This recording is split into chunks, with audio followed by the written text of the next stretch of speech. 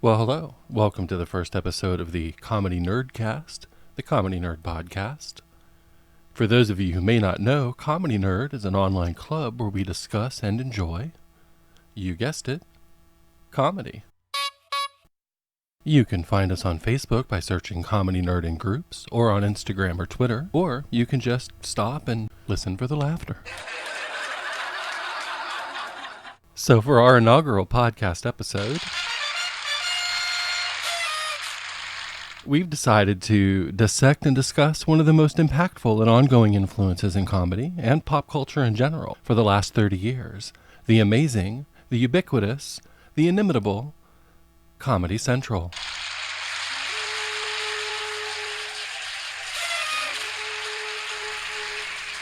All of our sound effects, by the way, are brought to you courtesy of Spencer Gift's novelty keychains from the 1990s.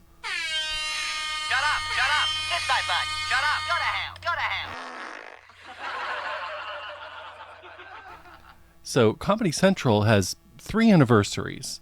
Its first one is on November 15th, 1989.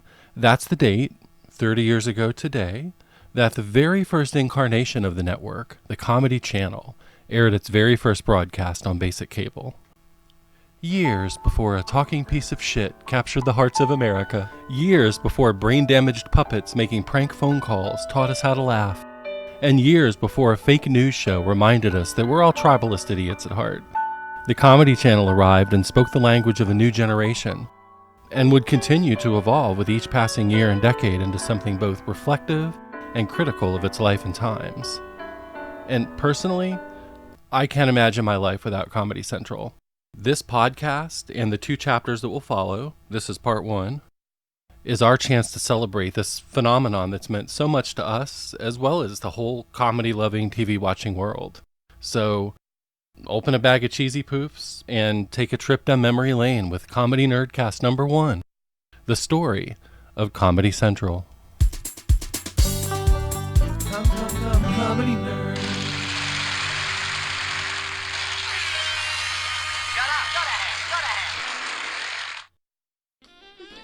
So, comedy on TV in the 80s existed primarily in 2 camps. The majority of it was wholesome, clean-cut hokum designed to appeal to 8-year-olds and 80-year-olds, while not offending or alienating too many people in between. It was like cotton candy. It was brightly colored saccharine fluff that dissolved the second you consumed it. This was the comedy of family sitcoms, the edited-for-TV stand-up shows that every channel had a version of, and the home video shows that served as a precursor to YouTube, but mostly just featured Bob Saget narrating impending groin injuries.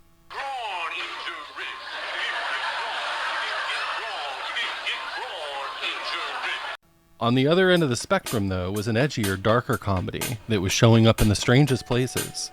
On Saturday morning kids' TV, shows like Pee-wee's Playhouse, The New Adventures of Mighty Mouse, the animated Beetlejuice, and the Colin Quinn hosted Too Hip for TV, were offering a more subversive humor that relied on in-jokes and hidden meanings.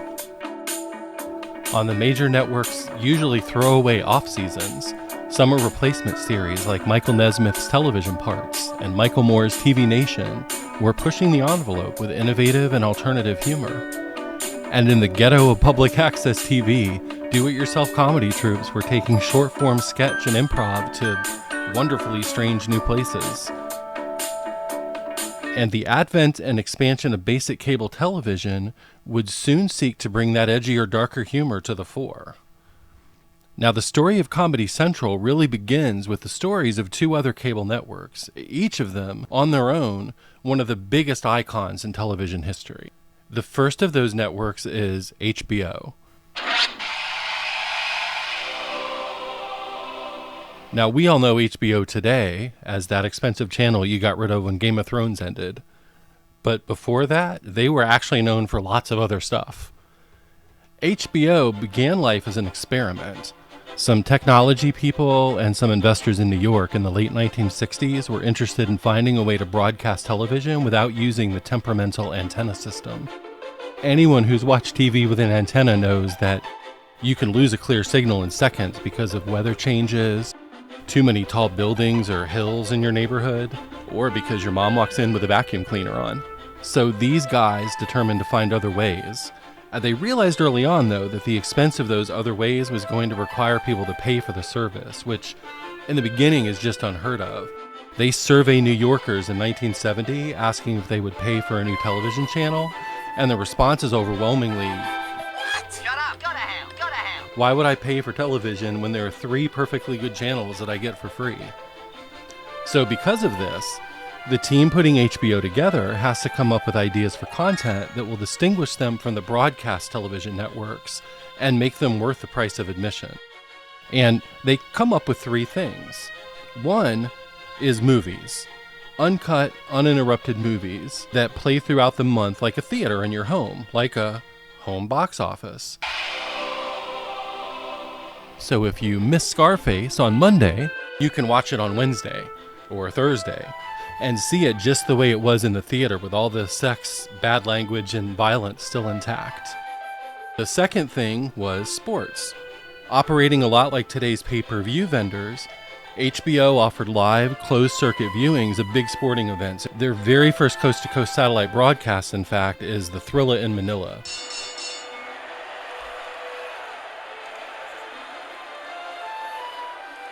And the third thing they realized that they could specialize in is comedy. Uncut, uncensored, sweet, dirty comedy. So in 1975, they debut a show called On Location and air an hour-long set by comedian Robert Klein. It airs just as it would in the club if you were there watching it live. And Klein's not even a particularly dirty or controversial comedian, but this begins a relationship between HBO and these stand-up showcases that's still going strong today. Through the 80s, specials from Eddie Murphy, Billy Crystal, Robin Williams, and a host of other comedians were both big hits and culturally impactful phenomenons. HBO additionally worked with Andy Kaufman partner Bob Zmuda to develop the American version of Comic Relief in 1986. They also aired the legendary Young Comedian specials every year that gave career boosts to dozens of comedy's greatest talents when they were just starting out. They also aired the famous Women of the Night stand-up specials throughout the 80s. And a whole stand-up boom occurred on the shoulders of HBO's exposure, and soon nearly every channel had their own version of a show where comics stood in front of a brick wall and told jokes to a tipsy audience. This also led to a financial boom in those live comedy clubs, which started popping up all over the country.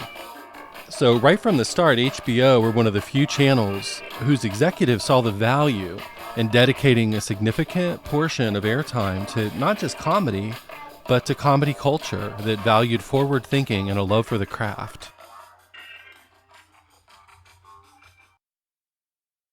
Another significant venture by HBO into comedy in the early 80s is when they produced a show called Not Necessarily the News. Based on a British program, Not Necessarily the News is different than other fake news shows that have come before it. Back in the early 60s, there was another British import called That Was the Week That Was. Laugh-In had a feature called News of the Future. And of course, SNL's Weekend Update was a very popular portion of that show right from the get-go. And those are all cut from a similar cloth where you get something akin to a real headline followed by a punchline. Not Necessarily the News, right out of the gate, is a little different, though. It's one of the first shows on American television that indulges in what we now call anti-comedy comedy. The idea is that the comedic premise itself is so dumb that it's funny. There's an absurdity to it. And writers on the series include Rich Hall, a very young Conan O'Brien, fresh from the Harvard Lampoon, Conan's future writing partner Robert Smigel, and Greg Daniels, who went on to become one of the most important writers in television comedy. Not Necessarily the News would never achieve the mainstream, decade-defining success of series like Cheers or The Cosby Show. But its influence, nevertheless, was huge over the course of the decade and would continue to inspire that particular brand of comedy through the 80s and into the early 90s. One additional contribution that HBO makes to the new comedy of the 80s at the end of the decade is by purchasing the American broadcast rights to The Kids in the Hall. The Kids had been performing together in clubs and at comedy festivals for several years and had actually broken up, partly because Lorne Michaels had lured 2 of them away to be writers for SNL. But when he saw them performing together for what was supposed to be a one-off reunion, he offered to produce a show if they would actually get back together. When HBO execs saw the pilot, they knew that it was a good fit for their continuing quest for new and thoughtful comedy. And in 1987, the same year that the Kids in the Hall shoot their series pilot, and at the height of the stand-up comedy boom, HBO executive Art Bell pitches an idea that he'd been thinking of since college. A channel, a basic cable network that's all comedy. His original concept is for a new cable network that features comedians hosting clip shows that feature bite-sized scenes from movies and comedy specials that can be used to promote the comedy content on HBO and their sister channel, Cinemax. Basically a comedy station that does for HBO what MTV had been doing the last few years for record sales. And with cable now expanding rapidly and new channels being conceived and launched every day, new niche audiences became a desirable market for cable companies and advertisers. And even though the term comedy nerd hadn't yet made it into the popular vernacular, there were plenty of them already out there. And Art Bell, despite initial resistance even from the comedy-loving HBO higher-ups, knew that he was onto something with huge potential. Now, while all this is happening at HBO, something eerily similar was developing down the street at the New York headquarters of another iconic cable network. This network, referenced just a few moments ago as one of the early models for what would become Comedy Central, was MTV.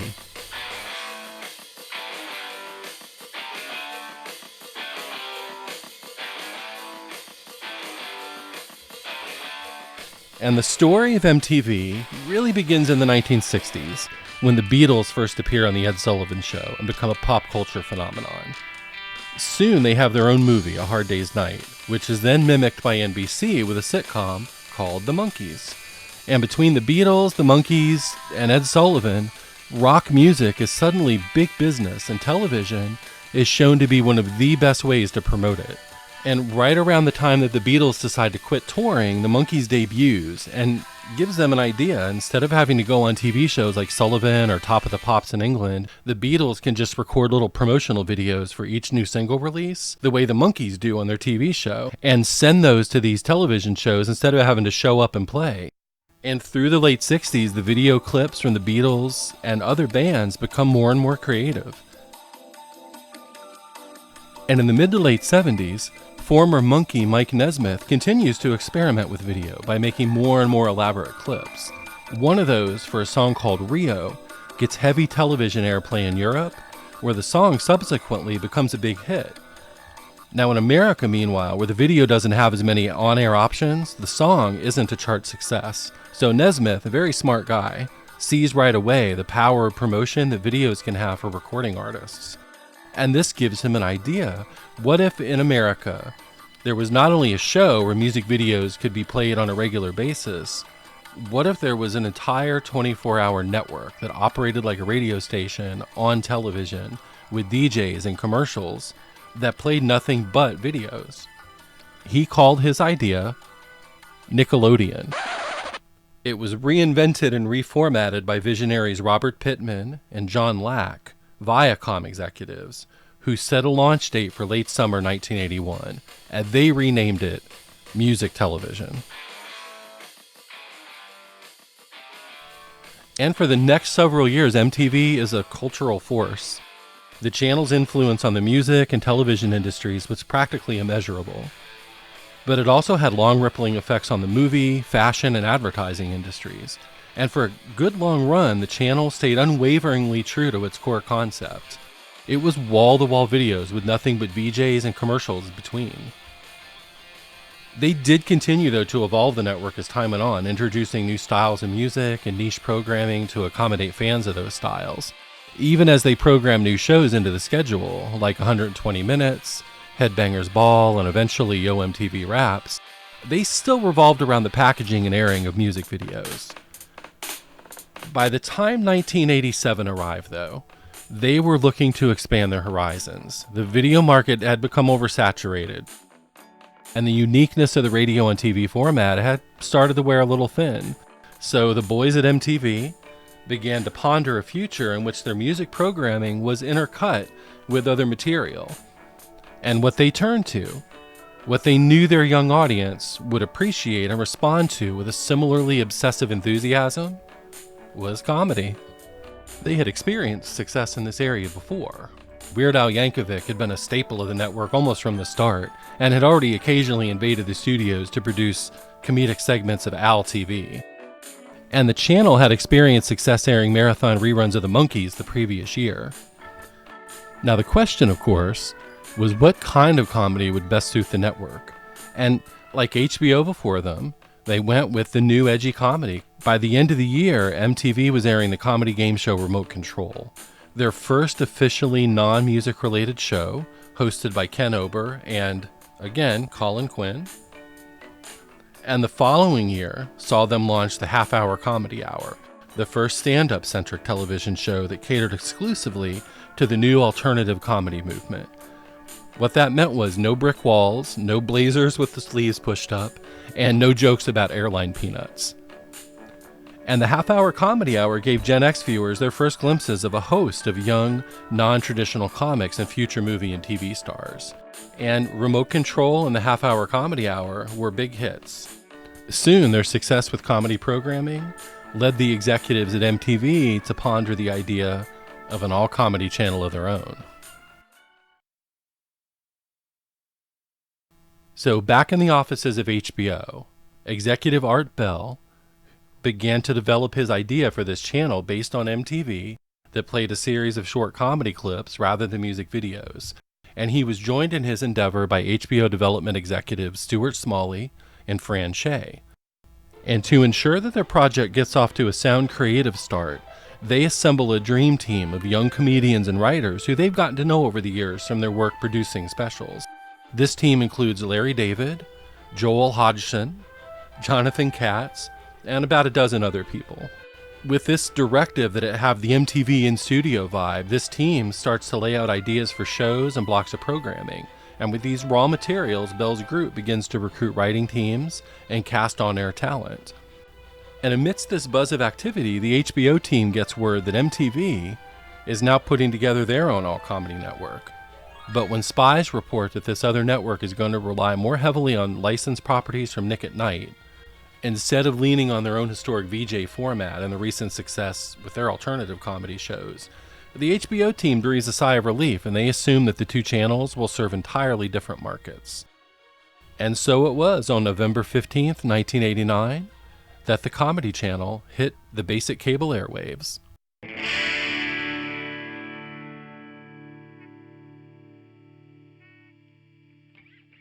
In the beginning, there were the studio shows. The core of the Comedy Channel's lineup, and really the personality of the network, initially came from a trio of programs, shows filmed primarily in HBO's downtown studios in Manhattan. The first of these to air, the first show to air altogether on the Comedy Channel, was The Sweet Life with Rachel Sweet. Rachel Sweet was a teenage rock star in the late 70s and early 80s who had largely abandoned her music career to go to college and dabble in other areas of entertainment. By 1989, she had become something of a cult figure and was most well known to younger audiences at that time for singing the theme to John Waters' original Hairspray. And Rachel was a really funny and charismatic personality. She's kind of punky and irreverent and very, very New Yorky. And to give her show a creative cohesion, Art Bell's team brings her a staff of cool young writers. One of those writers is Michael Patrick King, who's fresh off a gig as a showrunner for the A&E series Caroline's Comedy Hour. He actually also had experience with network television. He had written for Murphy Brown, and he would go on to become a major creative force behind HBO's Sex and the City, both the show and the movies. Another of Sweet's writers recruited at the same time, who Patrick King brings along with him from the A&E writing staff, is a young New Jersey stand-up comedian named Jon Stewart. And The Sweet Life is a good starting point for the Comedy Channel, and probably more than any of the other studio shows in the channel's honeymoon days. It really does resemble early MTV. Rachel spends her time on camera telling funny stories, promoting funny contests, participating in quick skits. Occasionally Jon Stewart appears on screen with her in those skits. and getting pranked by her crew between seemingly endless clips of movies and stand-up bits in current rotation on HBO and Cinemax. And it's a cute and amiable show with a confident yet self-deprecating comedic voice. The Sweet Life will ultimately prove to be a short-lived series, but Sweet herself will go on to become a writer and producer on a number of hugely successful sitcoms, including Hot in Cleveland for TV Land and The Goldbergs, still currently running on ABC. The next of the studio shows to air was far more impactful in terms of branding the network, and that show was Night After Night with Alan Havey. Alan Havey was a stand-up comic, kind of a late 80s hipster, lanky with a ponytail, had a nice easy charm on camera. Modern audiences probably know Havey best as Mad Men's Lou Avery. Lou was the dick who took Don Draper's job after Don got sidelined when he decided to pitch the Hershey executives a commercial that took place in a whorehouse. So Lou was a dick, but I was happy to see Havey back on TV. And his show was still based around clips, but he tended to focus more heavily between the clips on producing a credible talk show in the vein of Jack Paar and Steve Allen from the 50s and early 60s. And he was a really good interviewer. He took that role seriously and had a nice, easy way with guests. And according to him, he worked with an interview coach and spent the first year of the series really developing his technique. And over time, he became the first Comedy Channel host to rebel a little bit and push for more original content generated on set rather than from the prepackaged videos. And his show did eventually incorporate a sidekick, the great Nick Bakay, who had worked on the Dennis Miller Show in its very brief lifetime. And the Havey Show incorporated more and more skits over the years. And the deconstructed talk show angle that he and his creative team chose to take made it one of the most memorable shows, not just of the early Comedy Channel lineup, but of the flurry of talk shows that came and went during that period on every network. Now, unlike Arsenio, they kept the desk, but they moved it behind the host. And they eschewed a traditional studio audience and instead had what they called the audience of one, which is just what it sounds like. It was one person in the studio, sitting somewhere in the otherwise empty auditorium seating, watching the entire broadcast. And because of their dedicated efforts to be both creative and credible, Night After Night with Alan Havey became the network's first modest hit.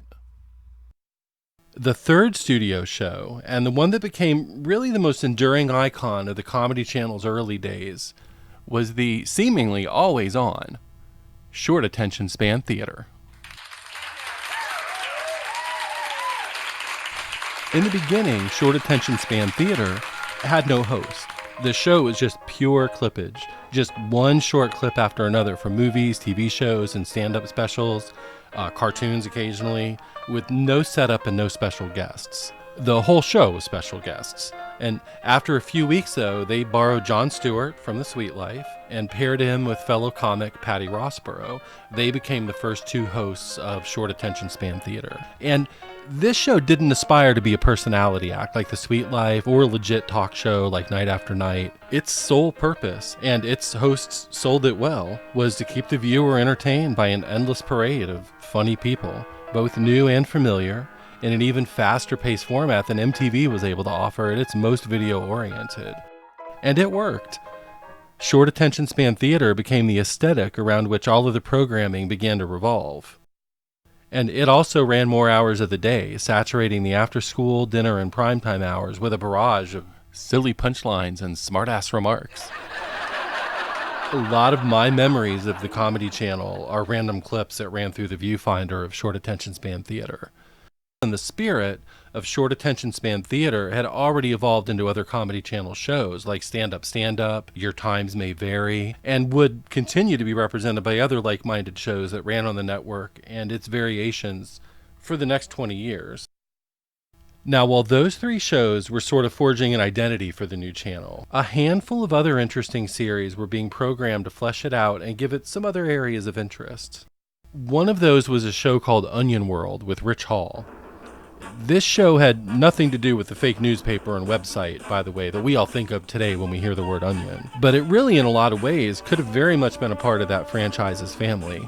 Rich Hall, if you'll recall, was a writer and cast member on HBO's Not Necessarily the News. And news parody was a seemingly good fit for his dry presentation style and smart absurdist sense of humor. Onion World, though, didn't generally resemble the other shows on the Comedy Channel. 10 years later, it actually would have fit in really well because a lot of its content resembled the remote interview segments that would become a hallmark of Comedy Central's next fake news show. Unfortunately, this show didn't last terribly long, and there's not much of it preserved online. The shame in that is that it did feature a lot of funny bits, as well as some really cool musical guests. It was just more along the lines of Michael Moore's TV Nation than David Letterman, which was more the norm for the channel shows at that time. So even as an attempt to mix up the formatting, it was still a bit too much of a wild card to stick around for the long haul. Another interesting show from these early days is Alan King's Inside the Comedy Mind, a precursor to some extent to what Jerry Seinfeld now does with comedians in cars getting coffee. Alan King had started out as a fairly standard Catskills comedian in the 50s, but had later evolved into more of a storyteller. His style was a very heavy influence on Bill Cosby, who he mentored early on in Cosby's career. King would later become president of the Friars Club, who hosted the original celebrity roasts in New York City. He would become something of a comedy historian over the years. He took his comedy seriously, and thus gave the Comedy Channel its first serious-minded look at the process of comedy and the people who conceived it. Inside the Comedy Mind featured a varied roster of older and younger comedians. With the older comics, King tended to bask in the glow of their time-honored stories. But with the younger guests like Seinfeld and Stephen Wright, he really drilled down to the acorns in their lives and psychologies that gave rise to their art and their senses of humor. And Inside the Comedy Mind had a good run. It gave the channel some quick credibility, and it's now available on DVD and well worth a comedy nerd's money.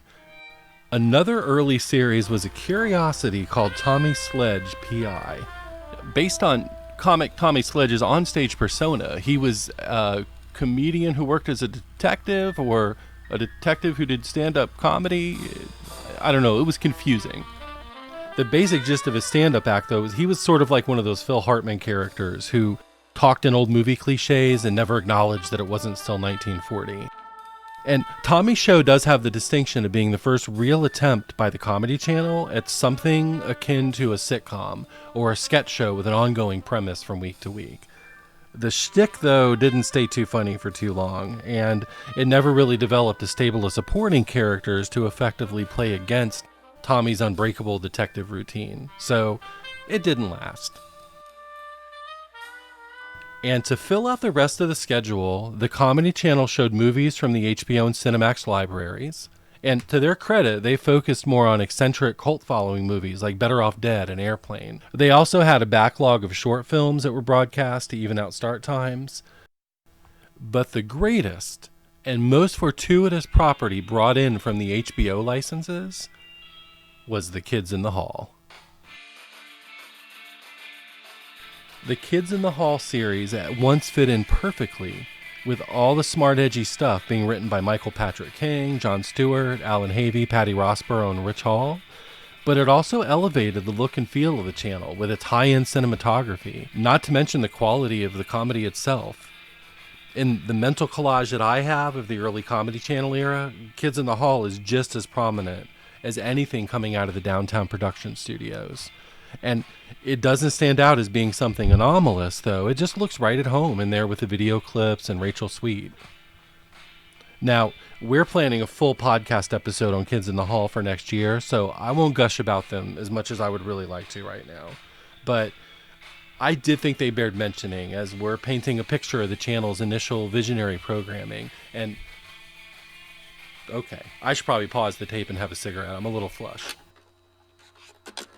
So earlier, we mentioned that HBO development guy Art Bell had assembled this dream team brain trust to help envision what an all-comedy network would look like, and that one of those brainy fellows was a cerebral prop comic, Joel Hodgson. So now's the time where we get to talk about Joel's greatest contribution to the Comedy Channel, Comedy Central, and comedy in general, the late, great Mystery Science Theater 3000. Mystery Science Theater 3000, or MST3K for short, had been created by Joel and was originally being broadcast on local Minneapolis UHF television station KTMA.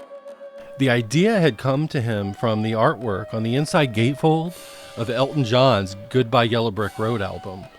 And it also came from the fact that he wanted to make a show so cheap that he wouldn't have to answer to any investors. He had already made it fairly big in Hollywood as a stand-up and been on all the big network talk shows, but Hollywood had really turned him off and sent him ambling back to Minnesota. And he didn't want to deal with network executives or money people or anybody who could tell him what to do with his comedy. So he comes up with this idea, and it's one of those concepts where everyone who didn't think of it thought, why didn't I think of that? That's really the genius of Joel's comedy in general, though. As a prop comic, he would put things together in a way that seemed so simple and obvious in its premise, yet no one but Joel could have truly come up with it. And the fact that on top of the already brilliant premise, he layered the silent running sci-fi element with the bots and the mads and the satellite of love, it's just all further proof of Joel's ability to envision entertainment with the depth of ideas that most commercially minded artists would strip for parts and dole out as individual products. He's that dedicated to his art, though, that he wants each thing that he does to have that many layers to it. In the beginning, the writing and performing team struggled with how often to interrupt the movies and how often to let viewers hear the original dialogue and follow its plot. And if you watch the very earliest episodes that aired on KTMA, they don't say a lot. The riffing is sort of here and there, but it's not as dominant as it would become. But when he was called in to contribute to the Comedy Channel, Joel compiled the best of tape to show Art Bell and the other executives. And watching the tape with them, which was just because it was the quick edits of all the best stuff, it was wall-to-wall riffing and zingers, he realized that was how the show should flow, that the riffing should be the star and pretty much non-stop, not just an occasional diversion as people enjoyed the movie. The executives clearly felt the same way because they bought the show right then and there and put a committee together to start researching what movies were in the public domain and what old B movies could be licensed on the cheap. And they trusted Joel for the duration of the show's production, which took place back in Minnesota instead of New York. The Comedy Channel team left them alone to do their thing, and the show became the network's first true breakout hit. And even though the show eventually experienced creative shakeups behind the scenes that led them to defect to the Sci-Fi Channel, they were an integral part of those early years at the Comedy Channel and to the network's ability to march on into an even brighter future. Another contribution to the network from the mind of Mr. Hodgson was the less bombastic but equally conceptually brilliant Higgins Boys and Gruber. This was a show about three slackers who sat around smoking and riffing between old clips of kid shows and cartoons. And it was sort of a sketch comedy show. They did do some recurring characters like Dave Higgins' drunken kid show host. But mostly it was another of the Comedy Channel's clip shows, distinguished, though, by the more acerbic, grittier, slacker comedy and the banter between the three guys. And the fact that their clips were predominantly quirky closet classics, like Clutch Cargo. That was the super cheap late 60s cartoon, and I'm using air quotes when I say cartoon, by the way, where the animation, more air quotes around animation, consisted of a bunch of still drawings augmented by superimposed mouths saying the dialogue. And then the similarly weird Lancelot Link Secret Chimp, which was kind of like Get Smart with monkeys and costumes. Clutch Cargo, by the way, is what's on the television in the scene in Pulp Fiction when Christopher Walken shows up to tell little Butch the story of his father's disgusting ass watch. Oh, that paddle Higgins Boys also showed episodes of the old Bob and Ray Show and the British marionette action show Supercar, both pretty rare finds in syndication, let alone basic cable. And Higgins Boys and Gruber was a good addition to the network. It was different enough with its rougher edges and somewhat surly disposition, and with its weirder clips, but it was formatted so that it still seemed right at home between episodes of short attention span theater and Mystery Science Theater. So the Comedy Channel was up and running, and with a handful of signature shows and a well-rounded supporting roster. Meanwhile, back at MTV, plans to launch their own all-humor channel had finally come to fruition, and the Ha Network debuted on basic cable lineups on April 1st, 1990. And yes, they named their channel Ha with an exclamation point. Ha! As predicted, while the edgy humor of Remote Control and the half-hour comedy hours stayed put on MTV, the Ha Network relied more on viewer nostalgia for existing properties, and really came across more like a Nick at Night light. The only distinguishing advantage it had in this area was that it also had the rights to the Saturday Night Live library of original 90-minute episodes from season 6 onward. Basically all the 80s episodes. And they did, though, here and there also introduce a few swatches of original programming. Comedy writer Billy Kimball, who, like a lot of our cast of characters in this story, began his career back on HBO's Not Necessarily the News, gave the network a new game show called Clash, and a talk show in the vein of Night After Night called Afterdrive, which he co-hosted with rapidly rising comedy star Dennis Leary. Now, Kimball has gone on to a very distinguished career combining comedy and politics, but his shows for the Ha channel never quite hit the mark. Leary was a little too much of a force of nature to be saddled with the role of co-host and interviewer. And even though he's actually found success as an actor playing against type, his appeal in the 90s was his danger, his ranty, ravey persona. Afterdrive gave him too little chance to explode in fits of rage. And while Clash had a clever premise, and Kimball was an affable host, that show never quite managed to obtain the easy charms and rambunctious spirit of Remote Control. Nevertheless, Ha, just by existing, managed to erode some of the Comedy Channel audience. It was in far fewer cable packages, and for a while actually shared a channel with VH1. VH1 would show Kenny G videos all day, and the Ha channel would take over at night. But its mere existence meant that the Comedy Channel was never going to pull in the viewer share or ad revenue that it was banking on. And between the bust of the stand-up boom and the threat of a rival network to always infringe on the channel's ability to dominate the market, the network's two parent companies, Home Box Office and Viacom, made a deal to merge the two ventures into one. And so it was 1 year later, on April 1st, 1991, that the Comedy Channel and the Ha Network became known as CTV. Shortly after, though, they were rebranded as Comedy Central.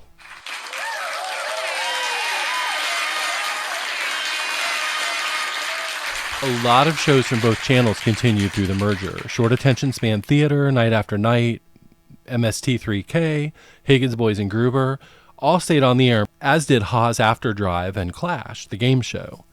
Now, the first news show to air post-merger was a product that actually started out at Ha, but didn't make it to air before the two channels combined, so by default, it became the first show to debut under the new Comedy Central banner.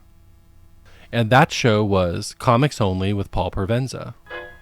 Now, it was vaguely similar to Alan King's Inside the Comedy Mind, in that it was a talk show whose guests were all comedians, but it was less concerned with prying into the comics' creative processes than it was in just letting them shine and do their thing. It wasn't dissimilar to the way comedians have been interviewed by the likes of Dick Cavett and Johnny Carson over the years. And in fact, Provenza's initial pitch for the show to Viacom was basically, I want to do a talk show, but strip away everything but the comics.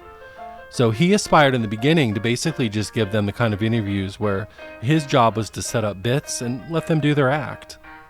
Over time, though, kind of like with Alan Havey, Provenza developed into a more skilled interviewer and began to engage in deeper level of conversation with his subjects that still allowed them the opportunity to come on and do their routines, but he also afforded them the chance when they wanted to come out of their comfort zones and have a more frank conversation. And for some guests, this worked really well. It's one of the early Comedy Central shows that I really wish would get a proper DVD release. There were some fantastic interviews on the show with some very young comedians just starting out, and others who weren't with us for long. As the decade progressed, and the original crop of shows began to wrap up and cycle out, Comedy Central as a network began to look into ways to branch out and to reach new audiences and to expand the Comedy Central brand. Sports Monster, a parody of SportsCenter starring the great Nick Bakay, had carried over from the original Comedy Channel and was soon joined by Dom Herrera's Offsides in 1994. Neither show, though, managed to score with sports fans or comedy jocks. Comic Justice was an early attempt to court an African-American audience, or in those days what they called an urban viewership, and to compete with Def Comedy Jam and Comic View on BET. And despite featuring the likes of a young Dave Chappelle, the show failed to find its desired demographic within the current Comedy Central audience. After additional failed attempts to find success working with Russell Simmons a few years later, Comedy Central would eventually launch a popular and critically acclaimed black comedy series when a matured and more cynical Chappelle returned to the fold.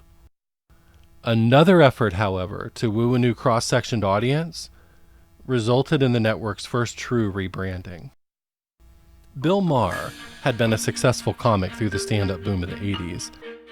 He had appeared on all the big talk shows and played all the big venues, and had also found acting work in film and television. His stand-up, though, had grown more caustic as the 80s dissolved into the 90s, and he began to focus more sharply on political topicality, and it redefined him as a comic.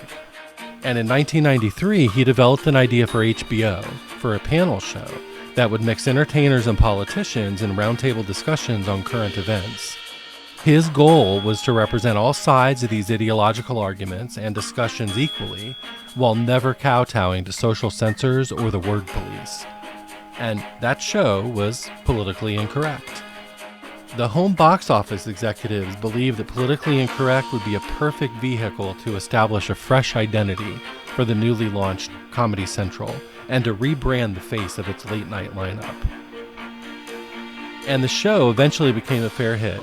In the process, it began a new era that would recast Comedy Central as something less do-it-yourself and more glossily, professionally rebellious. And the audience that came with Politically Incorrect was older, educated, and desirable to a new crop of advertisers.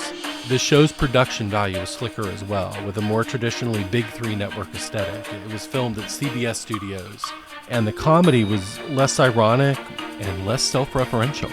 The network was evolving and looking for more content to hold the interest of this newer, potentially larger audience.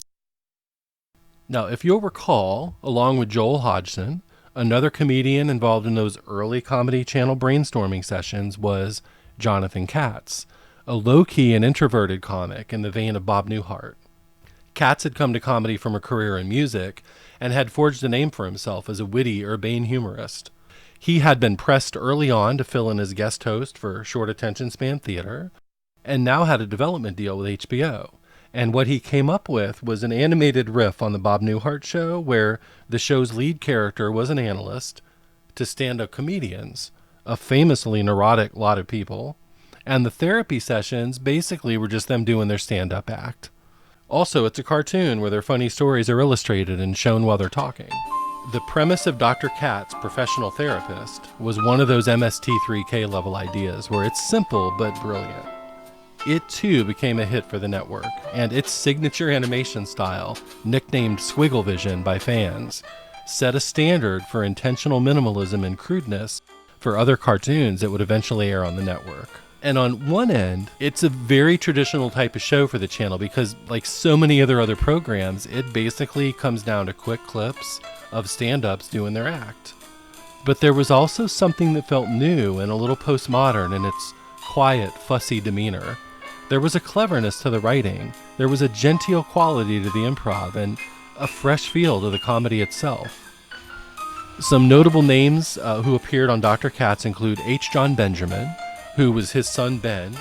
I believe that was his first job in television. H. John Benjamin is much better known these days as the voices of Archer and Bob on Bob's Burgers. Laura Silverman starred as the disinterested receptionist Laura. And then some of the stand-up comedians who appeared as guests on Dr. Katz's couch are Ray Romano, Dave Chappelle, Louis C.K., Todd Barry, Don Herrera, Kevin Meaney, Dave Attell, Wendy Liebman, Andy Kindler, Wanda Sykes, Carol Leifer, Jon Stewart, Mitch Hedberg, Mark Maron, Jake Johansson, Paul F. Tompkins, Laura Keitlinger, Stephen Wright, Emo Phillips, Kathy Griffin, Conan O'Brien, David Cross, Jim Gaffigan, Gilbert Gottfried, Patton Oswalt, and the list literally goes on. Fortunately, Dr. Katz is available on both DVD and streams on Amazon, and I would highly recommend it for anyone with an interest in the comedy of the 90s and the stand-up comics of that era. Just as The Kids in the Hall had helped to define the network's early years, borrowed content continued to prove an invaluable way to round out the channel's cultural edges. And two of its biggest successes in the mid-90s came from the drunken British import Absolutely Fabulous, known to fans everywhere as AbFab, and the continual repackagings and re-airings of vintage Saturday Night Live from the 80s. In fact, reruns of SNL are so popular on the network, the Comedy Central team began to look into creating a new sketch comedy series all their own. And to develop a sketched brand for the network, they turned to a producer by the name of Kent Alterman, who would soon become president of original programming. Alterman had worked on Michael Moore's comedic guerrilla journalism series, TV Nation, and had recently joined the Comedy Central development team. And his vision of what the network's original sketch comedy should look like was very of the moment for 1995. The Gen X comedy troupe The State had brought a new kind of brash absurdism to short-form humor on MTV a couple of years before, which had quickly become wildly influential, while writers and producers like David Merkin and Robert Smigel were mining laughs from darker subject matter and scenarios on network television. At the movies, directors like Quentin Tarantino and the Coen brothers were commingling violence and a kind of slapstick screwball comedy revival to create a new style of dark humor. So Alterman was looking to do something similarly twisted. And he would eventually develop two shows with the network that became huge underground hits with lasting legacies. But his first shot at a Comedy Central sketch series was a show that hit big with critics and won awards, but never quite found its footing with viewers. That series was the pitch black Exit 57. Now, Exit 57 had a loose concept, at least on paper, in that all the sketches took place in a strange town that lie just past the titular highway off-ramp. But it was overall a collection of sketches mostly unrelated in content. What did link them more heavily than the show's premise, though, was their theme. The humor of Exit 57 was rooted predominantly in the comedy of cruelty that had become increasingly pervasive through the decade. This is a style of comedy that derives laughs from fairly terrible things happening to typically innocent victims who don't deserve it. It's like that old Mel Brooks quote, "Tragedy is me falling down. Comedy is you dying." And as far as the pacing and style of the show, the influence of The State is there, and the loose-knit improv and their disregard for being grounded in conventional reality, and the influence of The Kids in the Hall is strong as well, in the cinematography and the editing. But the show also has a unique voice of its own. The sketches were intentionally slower paced and lengthier than traditional sketch comedy. The characterizations are more emotionally arch, and the dialogue was fixated on sex, drugs, and bad behavior. It was heavily sardonic satire and required a skillful troupe to pull it off. To cast the show, Alterman had recruited a collection of Second City alum, including Stephen Colbert, Mitch Rouse, Paul Dinello, Jody Lennon, and the one and only Amy Sedaris. This same troupe would, of course, eventually reunite to create one of Alterman's greater Comedy Central successes. But Exit 57 was where they started, and it showed the raw talent and oddball chemistry that was already heating up between this group of comedians. Exit 57 was ultimately too committed to its own artistic esotericism to catch on with a mainstream audience. But it was a bold experiment that set the stage for far more adventurous shows to follow. Speaking of bold experiments, The State themselves finally brought a show to Comedy Central in early 1997. It was called Viva Variety, and was a parody of a European variety show hosted by a bitterly divorced couple, played by Thomas Lennon and Carrie Kinney, and co-hosted by Michael Ian Black's America-obsessed himbo, Johnny Blue Jeans. Every week would feature bizarre talent acts, oddball game show contests, and real musical acts like Shonen Knife and They Might Be Giants. Where Exit 57 had drawn laughs from derangement and discomfort, Viva employed The State's standard brew of anarchist absurdism and obsessive pop culture riffing. And it was as good as any of the shows and movies to ever come from the troupe. Lennon and Kenny, in particular, were a bickering, bantering delight. Viva Variety ran for over 2 years on the network, but like Exit 57, it garnered oodles of critical praise, but never became the big breakout hit the network was looking for. Much like the cast of Exit 57, though, the members of The State would return to Comedy Central with something bigger and better up their sleeves just a couple of years down the line. Now, before we discuss the final topic of part 1 of the Comedy Central story, let's touch briefly again on the topic of stand-up. The Comedy Central franchise, despite all the changes in name and style and content over the years, would and will always depend to some extent on the art of stand-up comedy. And in the absence of old standbys like short attention span theater and stand-up, the network continued to promote the art form with new clip shows like Premium Blend and Pulp Comics, and eventually their own series of half-hour and hour-long stand-up specials in the tradition of HBO.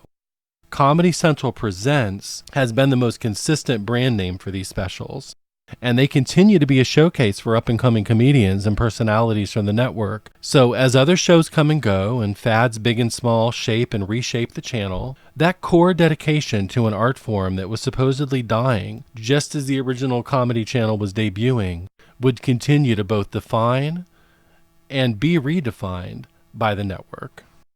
So our last segment begins in 1997, when, after 4 image-altering years on Comedy Central, Bill Maher accepts an offer from ABC to take Politically Incorrect to a major network.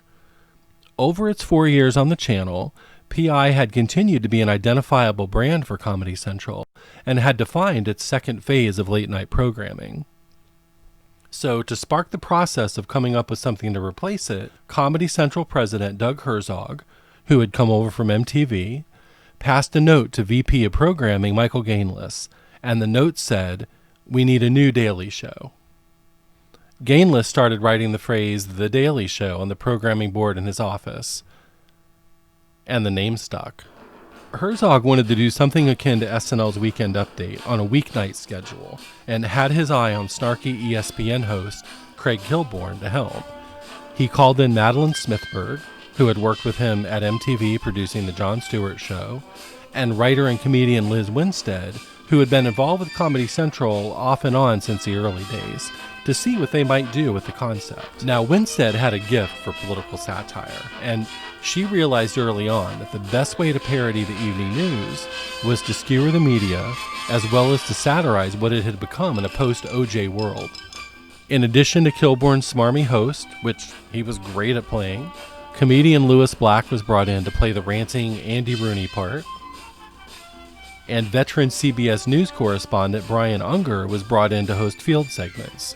And it soon became evident that even more than the somewhat rigidly structured Politically Incorrect, The Daily Show could be an impactful voice of socio-political comedy, commenting on a wide range of news and human interest stories, while saying something about the news itself and the role they seem determined to fill as a voice of the people, even as the story and editorializing were increasingly being dictated by bigger and bigger multimedia conglomerates. And the comedy style of The Daily Show took on a broader, almost cartoony aesthetic compared to the more serious-minded Politically Incorrect. And The Daily Show garnered an interest from the media that had not been afforded to any previous Comedy Central show, and this was reflected in its ratings growth. Comedy Central had something big on their hands that quickly redesigned the brand and offered a style of unblinking parody that would become a hallmark of television comedy across the board. Comedy Central, from those humble beginnings in the downtown studios, had now truly arrived. And the biggest and the best was yet to come. Well, thank you, everyone out there in Comedy Land, for listening to the first episode of the Comedy Nerdcast. Part 2 of the Comedy Central story will be coming up in a later installment. Remember, you can follow us on iTunes, Spotify, YouTube, or wherever you're listening right now. And you can join the discussion and the laughter by searching Comedy Nerd in Facebook groups or on Instagram or Twitter. So farewell for now, and until next time, here is your moment of zen. Shut up! Shut up! This side bud! Shut up! Go to hell! Go to hell!